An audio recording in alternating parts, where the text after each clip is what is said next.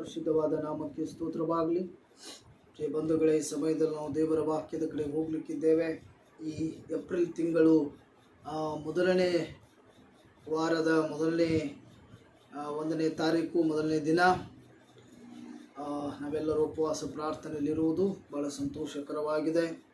ಕಾರಣ ದೇವರಿಗೆ ಹತ್ತಿರವಾಗುವುದಕ್ಕೆ ಹಲವಾರು ಸಂಗತಿಗಳನ್ನು ನಾವು ಸತ್ಯವೇದದಲ್ಲಿ ನೋಡ್ತೇವೆ. ಉಪವಾಸ ಮಾಡೋದ್ರ ಮೂಲಕವಾಗಿ ಅನೇಕ ಜನ ತಮ್ಮ ಜೀವಿತಗಳಲ್ಲಿ ಆಶೀರ್ವಾದಗಳನ್ನು ಪಡೆದುಕೊಂಡರು ಪ್ರಿಯ ಬಂಧುಗಳೇ. ಹಾಗಾಗಿ ನಾವೇನು ಮಾಡೋಣ, ಉಪವಾಸ ಮಾಡ್ತಾ ಇರುವಾಗ ದೇವರ ಪಾದ ಸನ್ನಿಧಿಯಲ್ಲಿ ಇದ್ದುಕೊಂಡು ಆತನ ವಾಕ್ಯಗಳನ್ನು ಧ್ಯಾನಿಸೋದು ಎಷ್ಟೋ ಸಂತೋಷಕರವಾಗಿದೆ. ಜ್ಞಾನ ಬಹಳ ಮುಖ್ಯ. ನಾವು ದೇವರ ವಾಕ್ಯದಲ್ಲಿ ಬೆಳಿಬೇಕು ಅನ್ನೋದು ದೇವರ ಚಿತ್ತ. ಪವಿತ್ರಾತ್ಮ ಸಹಾಯ ಮಾಡ್ತಾನೆ. ಉಪವಾಸ ನಾವು ಮಾಡಿಕೊಂಡು ಮನೆ ಕೆಲಸ ಮಾಡ್ತಾ ಇಡೀ ದಿನ ಹೊಲದಲ್ಲಿ ಇನ್ನೊಂದು ಕಾರ್ಯಗಳನ್ನು ಮಾಡ್ತಾ ಲೋಕದಲ್ಲಿ ಸುತ್ತಾಡ್ತಾ ದಿನ ಕಳೆದುಬಿಟ್ರೆ ಉಪವಾಸ ಆಗಲ್ಲ. ಉಪವಾಸ ಪ್ರಾರ್ಥನೆಗೆ ಯಾವಾಗ ಬೆಲೆ ಬರೋದು, ಉಪವಾಸ ಪ್ರಾರ್ಥನೆಗೆ ಯಾವಾಗ ಶಕ್ತಿ ಬರೋದು, ಉಪವಾಸ ಪ್ರಾರ್ಥನೆಗೆ ಯಾವಾಗ ಉತ್ತರ ದೊರೆಯೋದು, ನಾವು ಉಪವಾಸವಾಗಿದ್ದು ಕರ್ತನ ಪಾದ ಸನ್ನಿಧಿಯಲ್ಲಿ ವಾಕ್ಯದಲ್ಲಿಯೂ ಆರಾಧನೆಯಲ್ಲಿಯೂ ಸ್ತುತಿಯಲ್ಲಿಯೂ ಪ್ರಾರ್ಥನೆಯಲ್ಲಿಯೂ ನಿರತರಾದಾಗ ದೇವರು ನಮ್ಮ ಪ್ರಾರ್ಥನೆಯನ್ನು ಕೇಳಿ ಸದುತ್ತರವನ್ನು ಕೊಡುವಂಥವನಾಗಿದ್ದಾನೆ. ಇವತ್ತಿನ ಕಾಲಘಟ್ಟಗಳಲ್ಲಿ ಏನಾಗಿದೆ ಪ್ರಿಯ ಬಂಧುಗಳೇ, ಜನರಿಗೆ ದೇವರ ಬಳಿಯಲ್ಲಿ ಬರೋದಕ್ಕೆ ಸಮಯವಿಲ್ಲ. ಆದರೆ ಲೋಕದ ಕಾರ್ಯಗಳಿಗಾಗಿ ಬಹಳಷ್ಟು ಸಮಯವಿದೆ. ಅದಕ್ಕೋಸ್ಕರ ನೀವು ಏನು ಮಾಡಿರಿ, ಮೇಲೆ ಇರುವ ದುರಾತ್ಮಗಳ ವಿರುದ್ಧವಾಗಿ ಹೋರಾಡ್ರಿ ಎಂಬುದಾಗಿ ವಾಕ್ಯ ಹೇಳ್ತದೆ. ಮನುಷ್ಯರ ವಿರುದ್ಧವಾಗಿ ಅಲ್ಲ, ನಿಮ್ಮ ವಿರುದ್ಧವಾಗಿ ಬರೋ ಶೋಧನೆಗಳ ವಿರುದ್ಧವಾಗಿ, ಪ್ರಾಬ್ಲಮ್ಸ್ಗಳ ವಿರುದ್ಧವಾಗಿ, ದೇವರಿಂದಲೂ ಆರಾಧನೆಯಿಂದಲೂ ಪ್ರಾರ್ಥನೆಯಿಂದಲೂ ನಮ್ಮ ದೂರ ತೆಗೆದುಕೊಂಡು ಹೋಗುವ ಎಲ್ಲ ಬ್ಯುಸಿ ಕೆಲಸದಿಂದ ದೇವರು ನಿಮ್ಮನ್ನು ಬಿಡಿಸಲಿ ಅಂತೇಳಿ ಪ್ರಾರ್ಥನೆ ಮಾಡಿರಿ ಪ್ರಿಯ ಬಂಧುಗಳೇ. ಈ ಏಪ್ರಿಲ್ ತಿಂಗಳು ನಮಗೆ ಆಶೀರ್ವಾದದ ತಿಂಗಳಾಗಿ ನಾವು ಕಳೆಯೋ ಎಲ್ಲ ದಿನಗಳಲ್ಲೂ, ಕಾಲಘಟ್ಟಗಳಲ್ಲಿ, ಎಲ್ಲ ದಿನಗಳಲ್ಲಿಯೂ, ಸಮಯದಲ್ಲಿಯೂ ದೇವರು ನಮ್ಮ ಜೊತೆ ಬರುವಂತೆ, ದೇವರು ನಮಗೆ ಅದ್ಭುತ ಮಾಡುವಂತೆ, ದೇವರು ನಮಗೆಲ್ಲವನ್ನು ಒದಗಿಸಿಕೊಡುವಂತೆ ನಾವೇನು ಮಾಡೋಣ, ವಾಕ್ಯದೊಂದಿಗೆ ದೇವರ ಬಳಿಯಲ್ಲಿ ಪ್ರಾರ್ಥಿಸೋಣ. ದೇವರ ವಾಕ್ಯ ಈ ದಿನ ನಮ್ಮೊಟ್ಟಿಗೆ ಏನು ಮಾತಾಡ್ತದೆ ಎಂಬುದಾಗಿ ನಾವು ನೋಡಿಕೊಳ್ಳೋಣ ಪ್ರಿಯ ಬಂಧುಗಳೇ. ಸತ್ಯವೇದ ತೆರೆಯೋಣ.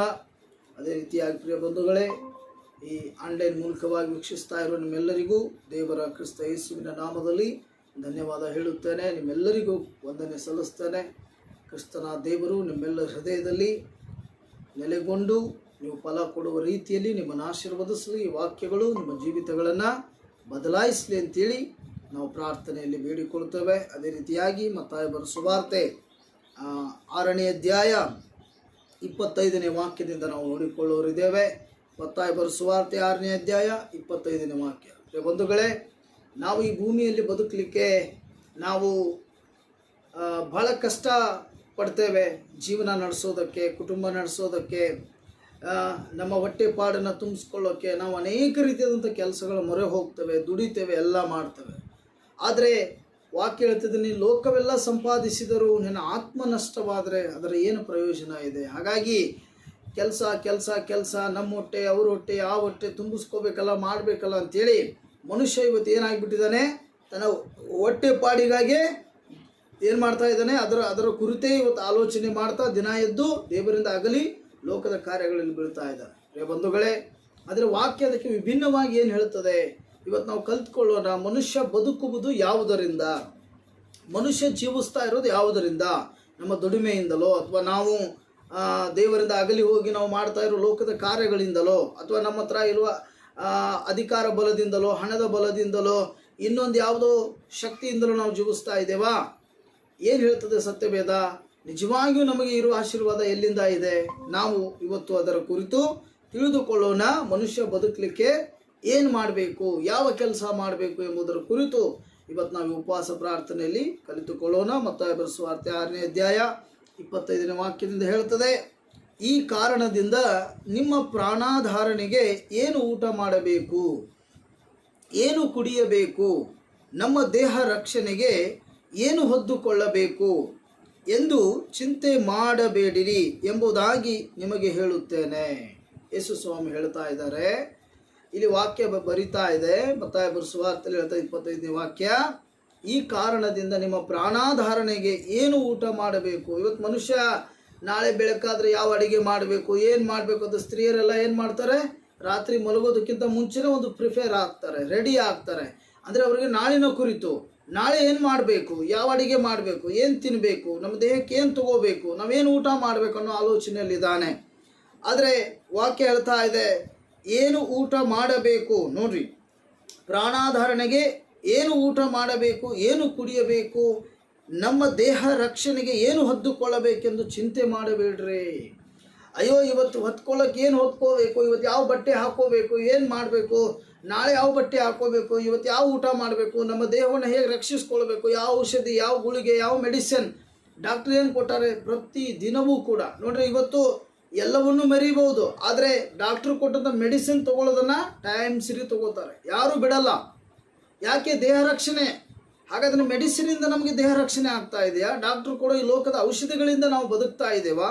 ಹಾಗಾದರೆ ಅವು ನಮಗೆ ಎಲ್ಲ ರೋಗಗಳಿಂದ ಬಿಡುಗಡೆ ಕೊಡ್ತಾ ಇದ್ದಾವ? ಪ್ರಿಯ ಬಂಧುಗಳ ವಾಕ್ಯ ಹೇಳ್ತದೆ ಇಲ್ಲ. ಯಾಕೆ? ನಿಜವಾದ ರಕ್ಷಣೆ, ನಿಜವಾದ ಬಿಡುಗಡೆ ಅದು ಕ್ರಿಸ್ತನಿಂದ ದೊರೆಯುವಂಥದ್ದಾಗಿದೆ. ಆಮೇನ್. ಆತನು ನಮಗೋಸ್ಕರ ನಮ್ಮ ಎಲ್ಲ ಒಂದು ರೋಗಗಳಿಗಾಗಿ ಆತನು ಚಡಿಯೇಟು ತಿಂದನು, ಆತನ ಬಾಸುಂಡೆಗಳಿಂದಲೂ ನಮಗೇನಾಯಿತು? ಗುಣವಾಯಿತು ಎಂಬುದಾಗಿ ಬರೆದಿದೆ. ಆತನ ಬಾಸುಂಡೆಗಳಿಂದ ಗುಣವಾಯಿತು ಅನ್ನೋದಾದರೆ ಹಾಗಾದರೆ ಮೊದಲ ವೈದ್ಯ ಯಾರು? ಮೊದಲು ಆರೋಗ್ಯ ಕೊಡೋರು ಯಾರು? ಯೇಸು ಕ್ರಿಸ್ತನು, ಯೇಸು ಕ್ರಿಸ್ತನಾದ ದೇವರು. ಯಾರಿವತ್ತು ಆತನ ಪಾದ ಸನ್ನಿಧಿಯಲ್ಲಿ ತಮ್ಮ ಒಂದು ದುಃಖವನ್ನು, ನೋವನ್ನು, ತಾವು ಅನುಭವಿಸ್ತಾ ಇರೋ ಬಾಧೆಗಳನ್ನು ನಂಬಿಕೆಯಿಂದ ಪ್ರಾರ್ಥನೆ ಮಾಡಿ ಅರಿಕೆ ಮಾಡ್ತೀರಿ, ದೇವರು ಅಂಥವರ ಪ್ರಾರ್ಥನೆ ಕೇಳಿ ಅವರಿಗೆ ಸದುತ್ತರವನ್ನು ಕೊಡುವಂಥವರಾಗಿದ್ದಾರೆ. ಅದಕ್ಕೆ ಬೈಬಲ್ ಹೇಳ್ತದೆ ಇವತ್ತು ನೀನು ಬದುಕಲಿಕ್ಕೆ ಏನು ಊಟ ಮಾಡಬೇಕು, ಏನು ತಿನ್ನಬೇಕು, ಏನು ಹೊತ್ತುಕೊಳ್ಳಬೇಕು ಅನ್ನೋ ಚಿಂತೆ ಮಾಡಬೇಡ. ಯಾಕೆ? ಅವೆಲ್ಲವನ್ನು ದೇವರು ನಿನಗಾಗಿ ಕೊಡಲಿಕ್ಕೆ ಶಕ್ತನಾಗಿದ್ದಾನೆ. ನೀನೇನು ಮಾಡಬೇಕು? ದೇವರ ಬಳಿಯಲ್ಲಿ ಪ್ರಾರ್ಥನೆ ಮಾಡಬೇಕು. ಎಲ್ಲವನ್ನು ಕೊಡುವಾತನನ್ನು ಯಾವಾಗಲೂ ಬಿಡದೆ ಪ್ರಾರ್ಥಿಸ್ಕೊಳ್ಬೇಕು. ಆತನೊಟ್ಟಿಗೆ ಇರಬೇಕು. ಸತ್ಯವೇದದಲ್ಲಿ ಏನು ಬರೆದಿದೆ ಅದರಂತೆ ಜೀವಿಸಬೇಕು. ನಾವು ಮೊದಲು ಆತ್ಮಿಕವಾಗಿ ಬಲಗೊಳ್ಳಬೇಕು ಪ್ರಿಯ ಬಂಧುಗಳೇ. ಯಾಕಂದರೆ ಇವತ್ತು ನಾವು ಈ ಒಂದು ಆತ್ಮಿಕ ಜೀವನಕ್ಕೆ ಕೊಡುವ ಸಮಯ ಮತ್ತು ಲೋಕಕ್ಕಾಗಿ ಕೊಡುವ ಸಮಯ ಬಹಳ ವ್ಯತ್ಯಾಸ ಇದೆ. ಯಾಕಂದರೆ ನಾಳಿನ ಕುರಿತು ಚಿಂತೆ ಮಾಡೋ ನಾನು ಈ ಕ್ಷಣದ ಬಗ್ಗೆ ಎಂದು ಯೋಚಿಸೋದಿಲ್ಲ. ಆದರೆ ಬೈಬಲ್ ಅದಕ್ಕೆ ಪ್ರತಿ ಉತ್ತರ ಏನು ಕೊಡ್ತಾ ಇದೆ? ನಿನ್ನ ಪ್ರಾಣಾಧಾರಣೆಗೆ, ಈ ಜೀವಕ್ಕೆ ಏನು ಉಣಿಸ್ಬೇಕು, ಏನು ತೊಡಿಸ್ಬೇಕು ಅಂತ ಯೋಚನೆ ಮಾಡಬೇಡ. ಯಾಕಂದರೆ ಇದರ ನಿರ್ಮಾಣಕರ್ತನು, ಇದರ ಸೃಷ್ಟಿಕರ್ತನು ಯೇಸು ಸ್ವಾಮಿ ಆಗಿದ್ದಾರೆ. ಆತನಿಗೆ ಗೊತ್ತಿದೆ ಇದಕ್ಕೆ ಏನು ಕೊಡಬೇಕು, ಯಾವ ಕಾಲಘಟ್ಟದಲ್ಲಿ ಇದಕ್ಕೆ ಏನು ಕೊಡಬೇಕು, ಏನು ಆಹಾರ ಕೊಡಬೇಕು, ಇದನ್ನು ಹೇಗೆ ಬೆಳೆಸಬೇಕು, ಇದನ್ನು ಹೇಗೆ ಕಟ್ಟಬೇಕು, ಯಾವ ಆರೋಗ್ಯ ಕೊಡಬೇಕು, ಯಾವ ಜ್ಞಾನ ಕೊಡಬೇಕು, ಎಲ್ಲವೂ ಕೂಡ ದೇವರಿಗೆ ಗೊತ್ತಿದೆ. ಆಮೇನ್, ಹಲ್ಲೆಲೂಯ. ಆದರೆ ನಾವ್ಯಾಕೆ ಯೋಚನೆ ಮಾಡಬೇಕು, ನಾವ್ಯಾಕೆ ಚಿಂತಿಸಬೇಕು? ಇದಕ್ಕೋಸ್ಕರ ನಾವು ಬದುಕ್ತಾ ಇದ್ದೇವೆ. ಹಾಗಾದರೆ ಇದು ಒಂದು ದಿನ ಮಣ್ಣಿಗೆ ಹೋಗುವಂಥದ್ದು, ಇದು ಕೊನೆವರೆಗೂ ಇರುವಂಥದ್ದಲ್ಲ. ಹಾಗಾದರೆ ಇದನ್ನು ಸೃಷ್ಟಿ ಮಾಡಿದ ದೇವರನ್ನು ನೀನು ಆರಾಧಿಸೋದಾದರೆ, ಇದನ್ನು ಸೃಷ್ಟಿ ಮಾಡಿ ಎಲ್ಲವನ್ನು ಒದಗಿಸ್ತಾ ಇರೋ ಕರ್ತನನ್ನು ಮಹಿಮೆ ಪಡಿಸೋದಾದರೆ, ಇದಕ್ಕೆ ಏನೇನು ಬೇಕೋ ಕಾಲಘಟ್ಟಗಳ ದೇವರು ಎಲ್ಲವನ್ನು ಒದಗಿಸಿ ಕೊಡುವಂಥವರಾಗಿದ್ದಾರೆ. ಆಮೇನ್. ಇವತ್ತು ನಾವು ಕೆಲವೊಂದು ಕುಟುಂಬಗಳಲ್ಲಿ, ಕೆಲವೊಂದು ಸ್ತ್ರೀಯರಲ್ಲಿ, ಕೆಲವೊಂದು ಪುರುಷರಲ್ಲಿ ನೋಡ್ತವೆ, ಅವರು ದುಡಿತಾನೆ ಇನ್ನು ಏನು ಮಾಡ್ತಾರೆ? ಬೇಡವಾಗಿದ್ದರೂ, ಕಷ್ಟ ಇಲ್ಲದೇ ಇದ್ದರೂ ಹೋಗಿ ಒಂದು ಯಾವುದೋ ಇದರಲ್ಲಿ ಬ್ಯಾಂಕಲ್ಲಿ ಸಾಲ ತೆಗಿತಾರೆ. ಪ್ರಿಯ ಬಂಧುಗಳು, ಎಲ್ಲ ಸರಿ ಇತ್ತು, ಆದರೂ ಕೂಡ ಜನ ಎಲ್ಲ ತೆಗಿತಾ ಇದ್ದಾರೆ ಅಂತೇಳಿ ತಾವು ಹೋಗಿ ತೆಗಿತಾರೆ. ಸಾಲ ಅನ್ನುವಂಥ ಗಂಟು ಒಂದು ಸಲ ಅವರು ಸುತ್ತಕೊಂಡ್ರೆ ಅದು ಅವರ ಎಷ್ಟೋ ತಲೆಮಾರೋದ್ರು ಅದು ಅವ್ರನ್ನ ಬಿಟ್ಟು ಹೋಗೋದಿಲ್ಲ. ಕಾರಣ ಸೈತಾನ ಆತನು ಬಂದು ಕದ್ದುಕೊಂಡು ಹೋಗ್ತಾನೆ, ನಾಶ ಮಾಡ್ತಾನೆ, ಆತನ ಹಾಳು ಮಾಡ್ತಾನೆ ಎಂಬುದಾಗಿ ವಾಕ್ಯ ಬರೆದಿದೆ. ಆದರೆ ಬಿದ್ದಿದ್ದನ್ನು ಪುನಃ ಕಟ್ಟೋನು ಯೇಸು ಸ್ವಾಮಿ, ಮುರಿದು ಹೋದದ್ದನ್ನು ಮತ್ತೆ ಜೋಡಿಸೋನು ಯೇಸು ಸ್ವಾಮಿ. ಪ್ರಿಯ ಬಂಧುಗಳೇ, ರೋಗದಲ್ಲಿರೋ ಗುಣಪಡಿಸೋನು ಯೇಸು ಸ್ವಾಮಿ, ಸಾಲದಲ್ಲಿರೋ ನಿನ್ನ ಜೀವನದ ಹೊರಗೆ ತರೋನು ಯೇಸು ಸ್ವಾಮಿ, ಪ್ರತಿಯೊಂದು ಪ್ರಾಬ್ಲಮ್ಗಳಿಂದ ನಿನಗೆ ಬಿಡುಗಡೆ ಕೊಡೋನು ಯೇಸು ಸ್ವಾಮಿ. ಹಾಗಾದರೆ ಇವತ್ತು ನಾವು ಯೇಸು ಕ್ರಿಸ್ತನ ಬಳಿಯಲ್ಲಿ ಪ್ರಾರ್ಥಿಸೋದಾದರೆ ಈ ಎಲ್ಲ ಸಮಸ್ಯೆಯಿಂದ ನಿನ್ನ ಜೀವನವನ್ನು ದೇವರು ಬಿಡುಗಡೆ ಕೊಡ್ತಾರೆ. ಎಷ್ಟು ಜನ ಇದನ್ನು ನಂಬ್ತಾ ಇದ್ದೀರಿ? ಆಮೇನ್, ಹಲ್ಲೆಲೂಯ. ಅದಕ್ಕೆ ಸತ್ಯವೇದ ಹೇಳುತ್ತದೆ, ನಿನ್ನ ಪ್ರಾಣಾಧಾರಣೆಗೆ ಏನು ತಿನ್ನಬೇಕು, ಏನು ಊಟ ಮಾಡಬೇಕು ಅದರ ಕುರಿತು ಯೋಚನೆ ಮಾಡಬೇಡ. ಕಾರಣ ಸತ್ಯವೇದ ಹೇಳುತ್ತದೆ, ಹೊತ್ತುಕೊಳ್ಳಬೇಕೆಂದು ಚಿಂತೆ ಮಾಡಬೇಡ್ರಿ ಎಂಬುದಾಗಿ ನಿಮಗೆ ಹೇಳುತ್ತಾನೆ. ಊಟಕ್ಕಿಂತ ಪ್ರಾಣವು, ಉಡುಪಿಗಿಂತ ದೇಹವು ಮೇಲಾದದ್ದಲ್ಲವೇ? ನೋಡಿದ್ರ, ಈ ಆಹಾರ ತಿನ್ನೋದಾದರೆ ವಾಕ್ಯ ಹೇಳ್ತದೆ, ಆಹಾರ ತಿನ್ನುವುದು ಶೌಚಕೋಪಕ್ಕೆ ಹೋಗಿಬಿಡ್ತದಂತೆ. ಅದರ ಅರ್ಥ ಅದು ಬಹಿರ್ದೇಶಕ್ಕೆ ಹೋಗುವಂಥದ್ದು. ನಾವು ತಿಂದ ಆಹಾರ ಬೆಳಿಗ್ಗೆ ಎದ್ದು ನಾವೇನು ಮಾಡ್ತಾನೆ? ಹೊರಗಡೆ ಹಾಕ್ತೇವೆ, ಅದು ಜೀರ್ಣ ಹೊರಗೆ ಹೋಗ್ತದೆ. ಹಾಗಾದರೆ ಉಳಿಯುವಂಥದ್ದು ಯಾವುದು? ದೇಹ. ಉಳಿಯುವಂಥದ್ದು ಯಾವುದು? ಪ್ರಾಣ. ಇದನ್ನು ದೇವರು ಸರಿಯಾಗಿ ಇಟ್ಟಿದ್ದಾನಲ್ವಾ? ಇದನ್ನು ದೇವರು ಆಶೀರ್ವಾದ ಮಾಡಿದಾನಲ್ವಾ? ಹಾಗಾದರೆ ಇದನ್ನು ಆಶೀರ್ವಾದ ಮಾಡಿ ದೇವರು ಇದಕ್ಕೆ ಬೇಕಾದದ್ದನ್ನೆಲ್ಲವನ್ನೂ ಒದಗಿಸಲು ಶಕ್ತನಾಗಿದ್ದಾನೆ. ಆಮೇನ್. ಅದಕ್ಕೋಸ್ಕರ ನಾವೆಂದು ಚಿಂತೆ ಮಾಡಬಾರ್ದು. ಒಂದು ದಿನ ನಮ್ಮ ಹತ್ರ ಹಣ ಇಲ್ಲಪ್ಪ, ಇವತ್ತು ಯಾವ ಕೆಲಸ ಹತ್ತಿಲ್ಲ, ಈ ವಾರ ಏನೂ ಇಲ್ಲ. ಪ್ರಿಯ ಬಂಧುಗಳೇ, ನೀರು ಕುಡಿದು ಇವತ್ತು ನಾವು ಮಲ್ಕೋಬೇಕು, ಬೇಜಾರು ಮಾಡ್ಕೋಬೇಡ್ರಿ. ಯಾಕೆ ಗೊತ್ತಾ, ಇವತ್ತು ನೀರು ಕುಡಿದು ಮಲ್ಕೊಳ್ಳೋ ನಿನಗೆ ನಿನ್ನ ದೇಹಕ್ಕೆ ಏನು ಬೇಕೋ ಅದೆಲ್ಲ ಒದಗಿಸಲು ದೇವರು ಶಕ್ತನಾಗಿದ್ದಾನೆ. ಆಹಾರ ತಿಂದರೆ ಮಾತ್ರ ಬದುಕ್ತದಂತ ತಿಳ್ಕೋಬೇಡ. ದೇವರ ವಾಕ್ಯ ಏನು ಹೇಳ್ತು, ರೊಟ್ಟಿ ತಿಂದ ಮಾತ್ರಕ್ಕೆ ಮನುಷ್ಯ ಬದುಕುವುದಿಲ್ಲ, ದೇವರ ಬಾಯಿಂದ ಹೊರಡೋ ಪ್ರತಿಯೊಂದು ಮಾತಿನಿಂದಲೂ ಮನುಷ್ಯ ಬದುಕುವನು ಎಂಬುದಾಗಿ ಬರೆದಿದೆ ಎಂಬುದಾಗಿ ಸ್ವಾಮಿ ಹೇಳ್ತಾರೆ. ಹಾಗಾದರೆ ಪ್ರಿಯ ಬಂಧುಗಳೇ, ಇವತ್ತು ನಿನ್ನಲ್ಲಿ ಏನು ಇಲ್ಲ ಆದರೆ ನಿನ್ನಲ್ಲಿ ಆರಾಧನೆ ಇದ್ದರೆ, ಇವತ್ತು ನಿನ್ನಲ್ಲಿ ಏನಿಲ್ಲ ಆದರೆ ನಿನ್ನಲ್ಲಿ ನಂಬಿಕೆ ಇದ್ದರೆ, ಇವತ್ತು ನಿನ್ನ ಹತ್ರ ಏನೂ ಇಲ್ಲ ಆದರೆ ದೇವರ ವಾಕ್ಯಗಳಿದ್ರೆ, ಇವತ್ತು ನಿನ್ನ ಹತ್ರ ಏನಿಲ್ಲ ದೇವರ ಮಹಿಮೆ ಮಾಡುವಂಥ ಒಳ್ಳೆ ವಿಶ್ವಾಸದ ಪ್ರಾರ್ಥನೆ ಇದ್ದರೆ, ದೇವರು ಏನು ಇಲ್ಲದಿರೋ ನಿನ್ನ ಜೀವನಕ್ಕೆ ಎಲ್ಲವನ್ನು ತಂದು ಕೊಡ್ತಾರೆ ಈ ತಿಂಗಳಲ್ಲಿ. Amen, hallelujah. ವಿಶ್ವಾಸದೊಂದಿಗೆ ನಾವು ಮುಂದೆ ಹೋಗೋಣ, ಒಳ್ಳೆ ಪ್ರಾರ್ಥನೆಯೊಂದಿಗೆ ನಾವು ಮುಂದೆ ಹೋಗೋಣ ಪ್ರಿಯ ಬಂಧುಗಳೇ. ಹಾಗಾದರೆ ಸತ್ಯವೇದ ಹೇಳ್ತದೆ, ಏನು ಹೇಳ್ತದೆ, ಊಟಕ್ಕಿಂತ ಪ್ರಾಣವು, ಉಡುಪಿಗಿಂತ ದೇವು ಮೇಲಾದದ್ದಲ್ಲವೇ. ಎಲ್ಲದಕ್ಕಿಂತ ಮೀರಿದ್ದು ಜೀವ, ಎಲ್ಲದಕ್ಕಿಂತ ಮೀರಿದ್ದು ನಿನ್ನ ದೇಹ. ಇದನ್ನು ಸರಿ ಇಡಪ್ಪ ದೇವರೇ, ಇದಕ್ಕೊಂದು ಬೇಕಾದ ಆರೋಗ್ಯ ಕೊಡು, ಇದಕ್ಕೊಂದು ಬಲ ಕೊಡು. ಅರ್ಥ ಮಾಡ್ಕೋರಿ, ನಾವು ಹೇಗೆ ಶಾರೀರಿಕ ಆಹಾರ ಊಟ ಸ್ವೀಕಾರ ಮಾಡಲಿಕ್ಕೆ ನಾವು ಕಷ್ಟಪಡ್ತೀವೋ, ಹಾಗೆ ಆತ್ಮಿಕ ಆಹಾರ ಪಡೆದುಕೊಳ್ಳಲು ಕೂಡ ನಾವು ದೇವರ ಬಳಿಗೆ ಬರಬೇಕಾಗ್ತದೆ. ಯಾಕಂದ್ರೆ ನಾವು ಬರೀ ಶಾರೀರಿಕ ಆಹಾರಕ್ಕಾಗಿ ಭೂಮಿ ಮೇಲೆ ಬದುಕಿದ್ರೆ ದೇಹದ ಗತಿ ಏನಾಗ್ಬೋದು, ನಾಳೆ ಆತ್ಮದ ಗತಿ ಏನಾಗ್ಬೋದು. ಅದಕ್ಕೆ ವಾಕ್ಯ ಹೇಳ್ತದೆ, ನೀನು ಲೋಕವೆಲ್ಲ ಸಂಪಾದಿಸಿದರೂ ನಿನ್ನ ಆತ್ಮವೇ ನಷ್ಟವಾಗಿ ಹೋದರೆ ಅದರ ಪ್ರಯೋಜನ ಏನಿದೆ ಅಂತ ಸತ್ಯವೇದ ಹೇಳ್ತದೆ. ಅದಕ್ಕೋಸ್ಕರ ಪ್ರಿಯ ಬಂಧುಗಳೇ, ಇವತ್ತು ಬಾಡಿಗೆ ಮನೆಯಲ್ಲಿ ಇದ್ದೀರಾ, ಇನ್ನೊಂದ್ರ ಇದ್ರಲ್ಲ, ನಾಳೆ ತೊಂದರೆಗಳು ಬರ್ತಾ ಇದ್ದಾವೆ, ನಾಳೆ ಇನ್ಯಾವ ಮನೆಗೆ ಹೋಗ್ಲಿ, ಇನ್ನೆಲ್ಲಿ ಹುಡುಕ್ಲಿ ಅಂತ ಚಿಂತೆ ಮಾಡಬೇಡ್ರಿ. ನಿಮಗೆ ಕಾಣ್ತಾ ಇರೋದು ಅದರ ದುಪ್ಪಟ್ಟು ದೇವರ ಕಣ್ಣಿಗೆ ಕಾಣ್ತಾ ಇದೆ. Amen, hallelujah. ನಿಮಗೆ ಕಾಣ್ತಾ ಇರೋದು ದುಪ್ಪಟ್ಟು ದೇವರ ಕಣ್ಣಿಗೆ ಕಾಣ್ತಾ ಇದೆ ಪ್ರಿಯ ಬಂಧುಗಳೇ. ಹಾಗಾಗಿ ನೀವೇನು ಮಾಡಬೇಕು, ದೇವರ ಬಳಿಯಲ್ಲಿ ನಂಬಿಕೆಯಿಂದ ಪ್ರಾರ್ಥನೆ ಮಾಡಿ, ದೇವರ ಬಳಿಯಲ್ಲಿ ವಿಶ್ವಾಸದ ಪ್ರಾರ್ಥನೆ ಮಾಡಿರಿ. ನೊಂದು ಪ್ರಾರ್ಥನೆ ಎಲ್ಲ ಅರ್ಥ ಮಾಡ್ಕೊರಿ, ವಿಶ್ವಾಸದ ಪ್ರಾರ್ಥನೆ. ನಿರಾಸೆ ಆಗಿ ಏನೇನೋ ಆಗಿ ಜೊಲು ಬಿದ್ದವ್ರ ರೀತಿಯಲ್ಲಿ ಪ್ರೇಯರ್ ಅಲ್ಲ. ನಾನು ಪ್ರಾರ್ಥನೆ ಕುತ್ಕೋತಾ ಇದ್ದೇನೆಂದ್ರೆ ನಾನು ಏನಾದರೂ ಪಡ್ಕೋತೇನೆ ಅನ್ನೋ ವಿಶ್ವಾಸ ಇರಲಿ. ಆಮೇನ್. ಅದಕ್ಕೋಸ್ಕರ ವಾಕ್ಯ ಹೇಳ್ತದೆ ನೋಡ್ರಿ, 26ನೇ ವಾಕ್ಯ, ಆಕಾಶದಲ್ಲಿ ಹಾರಾಡುವ ಹಕ್ಕಿಗಳನ್ನು ನೋಡ್ರಿ, ಅವು ಬಿತ್ತುವುದಿಲ್ಲ, ಕೊಯ್ಯುವುದಿಲ್ಲ, ಕಣಜಗಳಲ್ಲಿ ತುಂಬಿಟ್ಟುಕೊಳ್ಳುವುದಿಲ್ಲ, ಅದೇ ಹಾಗೋ ಪರಲೋಕದಲ್ಲಿರುವ ನಿಮ್ಮ ತಂದೆಯು ಅವುಗಳನ್ನು ಸಾಕಿ ಸಲಹುತ್ತಾನೆ, ಅವುಗಳಿಗಿಂತ ನೀವು ಹೆಚ್ಚಿನವರಲ್ಲವೋ. ಆಮೇನ್. ನೋಡಿದ್ರ, ಇವತ್ತು ಪ್ರಾಣಿ ಪಕ್ಷಿಗಳು ತಮ್ಮ ಆಹಾರ ಸಿಗ್ಲಿಲ್ಲ ಅಂತ ಹೋಗಿ ಎಲ್ಲಾದ್ರೂ ಸಾಲ ತೆಗಿತಾ ಇದ್ದಾವ? ಯಾವುದಾದ್ರೂ ಪ್ರಾಣಿ ಹತ್ರ ಹೋಗಿ ಸಾಲ ಕೇಳ್ತಾ ಇದೆಯಾ? ಪ್ರಾಣಿ ಪಕ್ಷಿಗಳು ಸಾಲ ತೆಗಿತಾವ? ಇಲ್ಲ. ಯಾಕೆ? ಹಾಗಾದರೆ ಅವುಗಳಿಗೂ ಆಹಾರ ಇದ್ದಾಗಲೇ ಅವು ಬದುಕ್ತಾ ಇದ್ದಾವಲ್ಲ. ಹಾಗಾದರೆ ಅವುಗಳಿಗೆ ನಾಯಕ ಇಲ್ಲ, ಯಜಮಾನ ಇಲ್ಲ, ಅವುಗಳಿಗೆ ಹೋಗಿ ಆಹಾರ ಹಾಕೋನಿಲ್ಲ. ಅದ್ಯಾಗೋ ಅವರಿಗೆ ಆಹಾರ ಸಿಗ್ತಾ ಇದೆ. ಅದು ಹೆಂಗೆ ಅವು ಆಹಾರ ಕಂಡುಕೋತವೆ?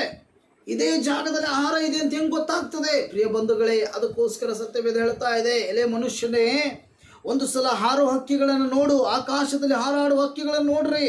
ಅವು ಬಿತ್ತುವುದಿಲ್ಲ, ಕೊಯ್ಯುವುದಿಲ್ಲ, ಅವುಗಳಿಗೆ ಹೊಲ ಇಲ್ಲ, ಗದ್ದೆ ಇಲ್ಲ, ಅವು ಬಿತ್ತುವುದಿಲ್ಲ, ಕೊಯ್ಯುವುದಿಲ್ಲ, ಅವಕ್ಕೆ ಯಾವ ಜ್ಞಾನನೂ ಇಲ್ಲ, ನಂತರ ಕಣಜಗಳಲ್ಲಿ ತುಂಬಿಟ್ಟುಕೊಳ್ಳುವುದಿಲ್ಲ. ಅದ್ಯಾಗೋ ಪರಲೋಕದಲ್ಲಿರುವ ನಿಮ್ಮ ತಂದೆಯು ಅವುಗಳನ್ನು ಸಾಕಿ ಸಲಹುತ್ತಾನೆ. ಆಮೇನ್. ಯಾರು ಸಾಕಿ ಸಲಹುತ್ತಾ ಇದ್ದಾರೆ? ಹಾಗಾದ್ರೆ ಪರಲೋಕದಲ್ಲಿರುವ ತಂದೆ ಯೇಸು ಸ್ವಾಮಿ. ಆ ಹಾರೋ ಹಕ್ಕಿಗಳು, ಪಶು ಪ್ರಾಣಿ ಪಕ್ಷಿಗಳು, ಜೀವಜಂತುಗಳಿಗೆ ಆಹಾರ ಕೊಡೋ ದೇವರು ನಿನಗೆ ಕೊಡದೇ ಇರ್ತಾನ? ನಿನ್ನ ಹೊಟ್ಟೆ ತುಂಬಿಸದೇ ಇರ್ತಾನ? ನೀನು ಎಲ್ಲದರಿಂದ ಬಿಡುಗಡೆ ಹೊಂದದೇ ಇರ್ತೀಯ? ಈ ಏಪ್ರಿಲ್ ತಿಂಗಳಲ್ಲಿ ದೇವ್ರನ್ನ ಕೈ ಬಿಟ್ಬಿಡ್ತಾನ? ಹಂಗೆ ಉಳಿತೀಯ? ಸಾಧ್ಯವೇ ಇಲ್ಲ. ಆಮೇನ್. ಯಾರು ಬಲವಾಗಿ ಪ್ರಾರ್ಥನೆಯಲ್ಲಿ ಇರ್ತೀರಿ, ಯಾರು ಬಲವಾಗಿ ದೇವರ ಆರಾಧನೆಯಲ್ಲಿ ಇರ್ತೀರಿ, ಯಾರು ಬಲವಾಗಿ ದೇವರಲ್ಲಿ ಪ್ರಾರ್ಥನೆ ಮಾಡ್ತೀರಿ, ಉಪವಾಸದಲ್ಲಿ ದೇವರ ಬಳಿಗೆ ಬರ್ತೀರಿ, ದೇವರು ಖಂಡಿತವಾಗಿಯೂ ಆಹಾರ ಹಕ್ಕಿಗಳಿಗೆ ಒದಗಿಸುವುದಕ್ಕಿಂತಲೂ 100 ಪಟ್ಟು ದೇವರು ನಿನಗೆ ಆಶೀರ್ವಾದ ಕೊಡುವಂಥವರಾಗಿದ್ದಾರೆ. ಆಮೇನ್. ಯಾಕಂತಂದ್ರೆ ಪ್ರಿಯ ಬಂಧುಗಳೇ, ಆ ಪ್ರಾಣಿಗಳಿಗಿಂತಲೂ ಹೆಚ್ಚಾಗಿ ಪ್ರೀತಿಸಿರೋದು ನಮ್ಮನ್ನ ದೇವರು. ನಮ್ಮ ಪಾಪಗಳಿಗಾಗಿ ಆತನು ಮರಣ ಹೊಂದಿದ್ದಾನೆ, ನಮ್ಮ ಪಾಪಗಳಿಗಾಗಿ ಆತನು ಚಡಿಯೇಟು ತಿಂದಿದ್ದಾನೆ, ನಮ್ಮ ಪಾಪಗಳಿಗಾಗಿ ಆತನು ಶಿಲುಬೆನ ಹೊತ್ತುಕೊಂಡಿದ್ದಾನೆ ಪ್ರಿಯ ಬಂಧುಗಳೇ. ಹಾಗಾದ್ರೆ ಇವತ್ತು ನಾವು ಯಾರನ್ನು ನೋಡಬೇಕು? ಇವತ್ತು ನಮಗೆ ಕಷ್ಟ ಬರುವಾಗ, ಸಮಸ್ಯೆ ಬರುವಾಗ, ಅನ್ನ ಪಾತ್ರೆಗಳಲ್ಲಿ ಅನ್ನ ಖಾಲಿ ಆದಾಗ ನಾವು ಲೋಕದ ಹಿಂದೆ ಹೋಗಿ ಸಾಲ ತಗೋದು, ಇನ್ನೊಂದು ಕಾರ್ಯ ಮಾಡಿ, ಕೆಲಸ ಇದೆ ಅಂತ ಹೋಗಿ ನಾವು ತಪ್ಪು ಕಾರ್ಯಗಳನ್ನು ಮಾಡೋದಲ್ಲ. ಮೊದಲನೇ ನಮ್ಮ ಆದ್ಯತೆ ದೇವರಾಗಿರಬೇಕು. ಯಾಕಂತಂದರೆ ಇಸ್ರಾಯೇಲರು ಐಗುಪ್ತ ದೇಶದಿಂದ ಬಿಡುಗಡೆಯಾಗಿ ಹೊರಗಡೆ ಬಂದಾಗ ಪ್ರಿಯ ಬಂಧುಗಳೇ, ಅವರಿಗೆ ಆಹಾರ ಇಲ್ಲದಿರುವಾಗ ಮೋಶೆ ಪ್ರಾರ್ಥಿಸುವಾಗ ದೇವರು ಏನು ಮಾಡಿದರು? ಅವರ ಬಿಡಾರಗಳ ಮುಂದೆನೇ ಪರಲೋಕದ ಮನ್ನವನ್ನು ಕೊಟ್ಟರು. ಆಮೇನ್, ಹಲ್ಲೆಲೂಯಾ. ಪರಲೋಕದ ಮನ್ನವನ್ನು ಕೊಟ್ಟರು. ಊಟ ಮಾಡಿದ ಮೇಲೆ ನೀರು ಕೇಳಿದವರಿಗೆ ಬಂಡೆಯನ್ನೇ ಸೀಳಿ ಸಿಹಿ ನೀರನ್ನು ಕೊಟ್ಟ ದೇವರು ಇವತ್ತು ನಿನಗೆ ನೀರು ಕೊಡದೇ ಇರ್ತಾನ? ಇವತ್ತು ನಿನಗೆ ಈ ತಿಂಗಳಲ್ಲಿ ಆಹಾರ ಕೊಡದೇ ಇರ್ತಾನ? ಇವತ್ತು ಈ ತಿಂಗಳಲ್ಲಿ ದೇವರು ನಿನಗೆ ಆಶೀರ್ವಾದ ಮಾಡದೇ ಇರ್ತಾನ? ವಿಶ್ವಾಸ ಮಾಡು, ನಂಬಿಕೆಯಿಂದ ಪ್ರಾರ್ಥನೆ ಮಾಡು, ದೇವರಲ್ಲಿ ಕಾಲ ಕಳಿ. ಯಾಕಂದರೆ ಈ ಪ್ರಾರ್ಥನೆ, ವಿಶ್ವಾಸ, ದೇವರಲ್ಲಿ ಬೇಡಿಕೊಳ್ಳೋದು ಒಂದು ಕೆಲಸ ಆಗಿದೆ, ಒಂದು ಸೇವೆ ಆಗಿದೆ. ನೀನು ಮಾಡುವುದಾದರೆ ಅದರ ಕೂಲಿ ದೇವರು ನಿನಗೆ ಕೊಡುವಂಥವರಾಗಿದ್ದಾರೆ ಪ್ರಿಯ ಬಂಧುಗಳೇ. ಅದಕ್ಕೋಸ್ಕರ ಸತ್ಯವೇದ ಕೊನೆಯದಾಗಿ ಏನು ಹೇಳ್ತದೆ ನೋಡ್ರಿ, ಕೊಯ್ಯುವುದಿಲ್ಲ, ಕಣಜದಲ್ಲಿ ತುಂಬಿಟ್ಟುಕೊಳ್ಳುವುದಿಲ್ಲ, ಅದ್ಯಾಗೋ ಪರಲೋಕದ ನಮ್ಮ ತಂದೆ ಅವುಗಳನ್ನು ಸಾಕಿ ಸಲಹುತ್ತಾನೆ, ಅವುಗಳಿಗಿಂತ ನೀವು ಹೆಚ್ಚಿನವರಲ್ಲವೋ. ಯಾರು? ನಾವು ಹೆಚ್ಚಿನವರಲ್ಲವೋ ಅಂದರೆ ಅವುಗಳಿಗಿಂತಲೂ ಹೆಚ್ಚಾಗಿ ಪ್ರೀತಿಸಿದಾನೆ ದೇವರು ನಮ್ಮನ್ನು. ಆಮೇನ್. ಅದಕ್ಕೆ ಇವತ್ತು ನಾವೇನು ಮಾಡ್ತಾ ಇದ್ದೇವೆ, ನಾವು ಪ್ರೇಯರ್ ಮಾಡಿದಾಗೆಲ್ಲ ದೇವರು ನಮ್ಮ ಪ್ರಾರ್ಥನೆ ಕೇಳಿ ನಮ್ಮನ್ನು ಸಹಾಯ ಮಾಡ್ತಿದ್ದಾರೆ, ಆಶೀರ್ವದಿಸ್ತಾ ಇದ್ದಾರೆ. ವಾಕ್ಯದಲ್ಲಿ ಪ್ರಾರ್ಥನೆಯಲ್ಲಿ ನಮ್ಮನ್ನು ಬಲಪಡಿಸ್ತಾ ಇದ್ದಾರೆ, ನಮ್ಮ ಚಿಂತೆಗಳನ್ನೆಲ್ಲ ತೆಗೆದುಹಾಕ್ತಾ ಇದ್ದಾರೆ. ನಾವು ಒಳ್ಳೆ ವ್ಯಕ್ತಿಗಳಾಗಿ, ಒಳ್ಳೆ ಜ್ಞಾನವಂತರಾಗಿ, ಒಳ್ಳೆ ಮನುಷ್ಯರಾಗಿ ಬರೋ ಕಷ್ಟಗಳನ್ನು ಹೇಗೆ ಎದುರಿಸಬೇಕನ್ನೋ ಜ್ಞಾನ ಇವತ್ತು ದೇವರು ನಮಗೆ ಕೊಟ್ಟಿದ್ದಾರೆ ಪ್ರಿಯ ಬಂಧುಗಳೇ. ಹಾಗಾದರೆ ದೇವರು ನಮ್ಮನ್ನು ಯಾವ ಕಾಲಘಟ್ಟಗಳಲ್ಲಿಯೂ ಕೈ ಬಿಟ್ಟಿಲ್ಲ. ಆದರೆ ಈ ಲೋಕದ ಕಾರ್ಯಗಳಲ್ಲಿ ಬಿದ್ದು, ಲೋಕದ ವಿಚಾರಗಳಲ್ಲಿ ಬಿದ್ದು, ಲೋಕದ ಸಮಸ್ಯೆಗಳ ಹಿಂದೆ ಹೋಗಿ ದೇವರನ್ನು ಬಿಟ್ಟು ಹೋಗೋರು ನಾವಾಗಿರ್ತೇವೆ. ಅದಕ್ಕೋಸ್ಕರ ಪ್ರಿಯ ಬಂಧುಗಳೇ, ಜನ ದೇವರನ್ನ ಬಿಟ್ಟು ಹೋಗುವಂಥವರಾಗಿರ್ತಾರೆ ಪ್ರಿಯ ಬಂಧುಗಳೇ. ಅದಕ್ಕೋಸ್ಕರ ನಾವೇನು ಮಾಡಬೇಕು? ಬಲವಾಗಿ ಪ್ರಾರ್ಥಿಸಬೇಕು, ಬಲವಾಗಿ ದೇವರ ಬಳಿಗೆ ಬರಬೇಕು, ದೇವರ ಹತ್ರ ಬೇಡ್ಕೋಬೇಕು. ಕಾರಣ ಈ ದಿನಗಳು ತುಂಬ ಕೆಟ್ಟ ದಿನಗಳು ಎಂಬುದು ಸತ್ಯವೇ ಹೇಳ್ತದೆ. ಕಡೆಯ ಕಾಲಗಳಲ್ಲಿ ಜೀವಿಸ್ತಾ ಇರೋ ನಾವುಗಳು ಪ್ರಾರ್ಥನೆ ನಮಗೊಂದು ಆಯುಧ ಆಗಿದೆ. ಯಾಕಂದರೆ ಸೈತಾನ್ ತರುವ ಪ್ರತಿಯೊಂದು ಶೋಧನೆಗಳ ಮೇಲೆ ಇದನ್ನು ಯಾರು ಉಪಯೋಗಿಸ್ತಾರೋ ಆ ಮನುಷ್ಯ ಆ ಶೋಧನೆಯಿಂದ ಹೊರಗಡೆ ಬರ್ತಾನೆ. ಆಮೇನ್. ಅದಕ್ಕೋಸ್ಕರ ಕೆಳಗಡೆ ಹೇಳ್ತದೆ, ಅವುಗಳಿಗಿಂತ ನಾವು ಹೆಚ್ಚಿನವರಲ್ಲವೋ, ಚಿಂತೆ ಮಾಡಬೇಡ್ರಿ. 1 ಮೊಳ ಉದ್ದ ಬೆಳೆಯುವುದು ನಿಮ್ಮಲ್ಲಿ ಯಾರಿಂದ ಆದೀತು? ಪ್ರಿಯ ಬಂಧುಗಳೇ, ನಾವೇನು ಮಾಡಬಾರ್ದು? ಸ್ವಾಮಿ ಹೇಳ್ತಾ ಇದ್ದಾರೆ, ಚಿಂತೆ ಮಾಡಬೇಡ. ಫಸ್ಟ್ ಮನುಷ್ಯ ಇವತ್ತು ಏನೇ ಸಮಸ್ಯೆ ನಡೆದರೂ ಕೂಡ ಅವನು ತಲೆಯಾಗಿ ತಗೋತಾನೆ, ಮೊದಲು ಯೋಚನೆ ಮಾಡ್ತಾನೆ, ತಲೆ ಒಳಗೆ ಭಾಳ ಟೆನ್ಷನ್ ತಗೋತಾನೆ, ತಲೆನೋವು ಪ್ರಾರಂಭ ಆಗ್ತದೆ. ಅದರಿಂದ ಅವನು ನಿರಾಸೆಗೆ ಒಳಗಾಗ್ತಾನೆ, ದುಃಖಕ್ಕೆ ಒಳಗಾಗ್ತಾನೆ, ಧೈರ್ಯ ಕಳ್ಕೋತಾನೆ, ಪ್ರೇಯರ್ ಬಿಟ್ಟು ಬಿಡ್ತಾನೆ. ದೇವರು ಇಲ್ಲ ಅಂತೇಳಿ ಅವನ ಮನಸ್ಸು ಹೇಳ್ತಿರ್ತದೆ. ಈ ಯಾವ ಪ್ರಕ್ರಿಯೆಯು ಕೂಡ ದೇವರಿಂದ ಬಂದಿದ್ದಲ್ಲ, ಇದೆಲ್ಲವೂ ಮಾಡೋದು ಸೈತಾನ. ಅದಕ್ಕೋಸ್ಕರ ಬೈಬಲ್ ಹೇಳ್ತದೆ, ನಿನ್ನ ಭೂಯಾತ್ರೆ ಎಲ್ಲ ಚಿಂತಾಭಾರವನ್ನು ಯೆಹೋವನ ಮೇಲೆ ವಹಿಸಿಬಿಟ್ಟು ನೀನು ನಿಶ್ಚಿಂತೆಯಾಗಿರು, ನಿನ್ನ ಕಾರ್ಯವನ್ನು ದೇವರು ಸಿದ್ಧಿಗೆ ತರ್ತಾನೆ. ಆಮೇನ್. ನಿನ್ನ ಪ್ರಾರ್ಥನೆ ಕೇಳೋ ದೇವರು ನಿನ್ನ ಬಿಡುಗಡೆ ಕೊಡ್ತಾನೆ, ನಿನಗೆಲ್ಲ ಆಶೀರ್ವಾದ ಕೊಡ್ತಾನೆ, ನಿನ್ನ ಜೀವನ ಬದಲಾಯಿಸ್ತಾನೆ, ನಿನ್ನ ಕುಟುಂಬ ಆಶೀರ್ವಾದ ಮಾಡ್ತಾನೆ. ಪ್ರಿಯ ಬಂಧುಗಳೇ, ಈ ರೀತಿಯಾಗಿ ನಾವು ದೇವರ ಬಳಿಯಲ್ಲಿ ವಿಶ್ವಾಸದೊಂದಿಗೆ, ನಂಬಿಕೆಯೊಂದಿಗೆ ಹೋಗೋದಾದರೆ ಖಂಡಿತವಾಗಿ ದೇವರು ನಮ್ಮನ್ನು ಆಶೀರ್ವಾದ ಮಾಡ್ತಾರೆ. ಅದಕ್ಕೋಸ್ಕರ ಪ್ರಿಯ ಬಂಧುಗಳೇ, ನಾವೇನು ಮಾಡೋಣ? ಬಲವಾಗಿ ಪ್ರಾರ್ಥನೆ ಮಾಡೋಣ. ಈ ವಾಕ್ಯ ಕೇಳಿಸಿಕೊಂಡು ನಿಮ್ಮೆಲ್ಲರಿಗೂ ದೇವರ ಆಶೀರ್ವಾದ ಮಾಡಲಿ. ವಾಕ್ಯದ ಮೂಲಕವಾಗಿ ನಿಮ್ಮ ಜೀವನ ಬದಲಾಗಲಿ, ದೇವರ ಕಾರ್ಯ ಮಾಡಲಿ. ಕಣ್ಣುಗಳನ್ನು ಮುಚ್ಚಿ ಪ್ರಾರ್ಥನೆ ಮಾಡೋಣ. ಭೂಪರಲೋಕದ ಒಡೆಯನಾದ ನಮ್ಮ ಸೃಷ್ಟಿಕರ್ತನೇ ಸ್ತೋತ್ರ ಸ್ವಾಮಿ. ಈ ಆನ್ಲೈನ್ ಮೂಲಕವಾಗಿ ವೀಕ್ಷಿಸಿದ ಎಲ್ಲ ಜನರು ವಿಶೇಷವಾಗಿ ಆಶೀರ್ವಾದ ಮಾಡು. ಅವರ ಪರಿಸ್ಥಿತಿಗಳನ್ನು, ಅವರ ಸಿಚುವೇಶನ್ನ ಬದಲಾಯಿಸಿದೇವ್ರೆ, ನೀನು ಕಾರ್ಯ ಮಾಡಪ್ಪ. ಈ ವಾಕ್ಯ ಯಾರ್ಯಾರು ಕೇಳಿಸಿಕೊಂಡಿದ್ದಾರೋ ಅವ್ರ ಜೀವನ ಬದಲಾಗಲಿ. ಲೋಕದ ಕಾರ್ಯಗಳಿಂದಲೂ ಸಮಸ್ಯೆಗಳಿಂದಲೂ ಹೊರಗೆ ಬರಲಪ್ಪ. ನೀನು ನಡೆಸ್ತೀನಿ, ಅದ್ಭುತ ಮಾಡ್ತೀವಿ. ಅದಕ್ಕಾಗಿ ಸ್ತೋತ್ರ. ಈ ಆನ್ಲೈನ್ ಮೂಲಕವಾಗಿ ವೀಕ್ಷಿಸ್ತಾ ಇರೋ ಎಲ್ಲ ಜನರನ್ನ ಆಶೀರ್ವಾದ ಮಾಡು, ಬಿಡುಗಡೆಗೊಳಿಸು, ಅದ್ಭುತ ಮಾಡಪ್ಪ. ಯೇಸು ಕ್ರಿಸ್ತನ ಹೆಸರಿನಲ್ಲಿ ಪ್ರಾರ್ಥನೆ ಬೇಡಿ ಹೊಂದಿದ್ದೇವೆ ನಮ್ಮ ಪರಲೋಕದ ಸ್ವರ್ಗೀಯ ತಂದೆಯ ದೇವರೇ. ಆಮೇನ್. God bless you. ದೇವರು ನಿಮ್ಮೆಲ್ಲರನ್ನು ಆಶೀರ್ವದಿಸಿ.